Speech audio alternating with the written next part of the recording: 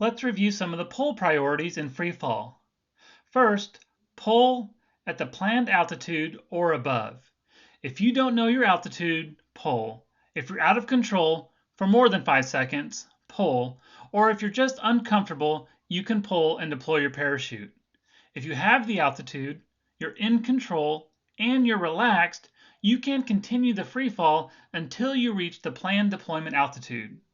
Remember, once you reach the planned deployment altitude, you must deploy your parachute no matter what, whether you're stable or not. If you have enough altitude to get stable, you can try and get stable for about 5 seconds. If you can't get stable in 5 seconds, go ahead and deploy your parachute. Like all equipment, altimeters can also malfunction. Here are some different altitude references that you can use to kind of confirm that your altitude is working correctly.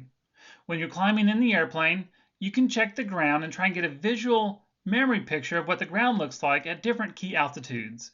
Maybe at 4,000 feet, look out the airplane and try and memorize what the ground looks like. You can also memorize a cloud base as you're climbing to altitude. If you reach the cloud base at 4,000 feet, that can give you another key as to an altitude reference when you reach the cloud base. You can also count for free fall, and your body will start to develop an internal clock based on what altitude you're jumping from. The first 1,000 feet goes by in about 10 seconds, and every 1,000 feet after that takes about 5.5 seconds, but I round it to 5 seconds. So here's what that can look like when you start calculating free fall. If you're going to exit an aircraft from 6,000 feet and you plan to deploy your parachute at 3,000 feet, the first 1,000 feet takes 10 seconds, the next 1,000 feet takes 5 seconds, and then from 4,000 to 3,000 feet takes another 5 seconds. So from 6,000 feet, deploying your parachute at 3,000 feet, you're going to have about 20 seconds of free fall once you leave the airplane. If you do get out of control, remember, check your altimeter first, and if you do get out of control, check your altimeter first. If you're at the planned deployment altitude, go ahead and deploy your parachute. If you still have enough altitude, remember, you can get back in control by going into an arch, checking your legs, and then relaxing. If you're stopping a turn, pick a new heading and adjust from there. Stop all maneuvers at the planned altitude so that you can have a stable parachute deployment. All right, the next thing we're going to talk about is turns. And the reason we want to work on turns, what it allows us to do is change our heading while we're in free fall. If we need to find another direction, find other jumpers. It prepares us also later in our jumping career to actually be able to do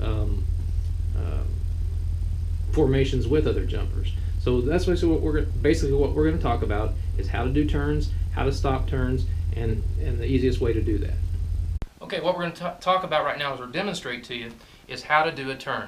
First thing we're going to make sure we are is in a nice arch. Our arms are at 90 degrees. We want to check our altimeter and make sure that we've got plenty of altitude to do this.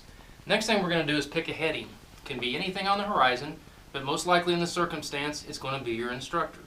The first thing you're going to do is look in the direction that you want to turn. And then whatever direction you want to turn, let's say I want to make a right turn, I start to drop that right arm and leave this arm out at 90 degrees. I will start turning to the right. Now when I want to stop my turn, I bring myself back to neutral.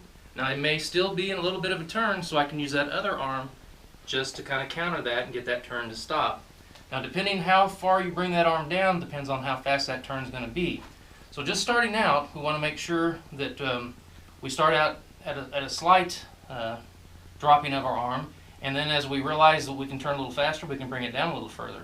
But again, you'll bring those arms up, and at the end of a turn, you always want to make sure you check your altimeter and make sure you have plenty of altitude. Okay, I'm going to use Casey here to help us demonstrate how to do a turn, or how to teach you how to do a turn. Again, the first thing we're going to do before we start any kind of movement is we're going to make sure we check our altitude. Make sure we have plenty of altitude. The next thing we're going to do is make sure we're in a good arch. We're going to pick a heading, and that heading can be anything out in the horizon, but again, more than likely it's going to be your instructor. You pick that heading, and before you make your turn, you look in the direction you want to turn, and in this circumstance, Casey's going to look to the right. She's going to make sure everything's clear, and in order to begin that turn, she's going to start to lower that right arm, leaving this other arm still parallel and even. She will start to turn towards the right, and to stop that turn, she'll bring that right arm back up, and she may use this left arm to counter it to get herself to stop. And again, after this movement is over, she's going to check her altimeter again to make sure she is altitude aware. Okay, first of all, Casey's going to show us how to do a correct turn. She's going to find her heading. She's going to check her altimeter. She's going to look in the direction that she wants to turn.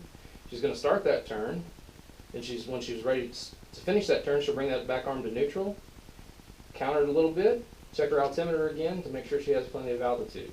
Now, this is one of the things you don't want to do, is when you start that turn, you don't want to twist your body, because that will cause you to really, it will throw off your stability. To make a correct turn, again, you want to keep the spine completely lined up and just use your arm by either lowering it or raising it to either start or stop that turn. And again, at any turn or any movement in free fall, we want to check our altimeter for altitude awareness.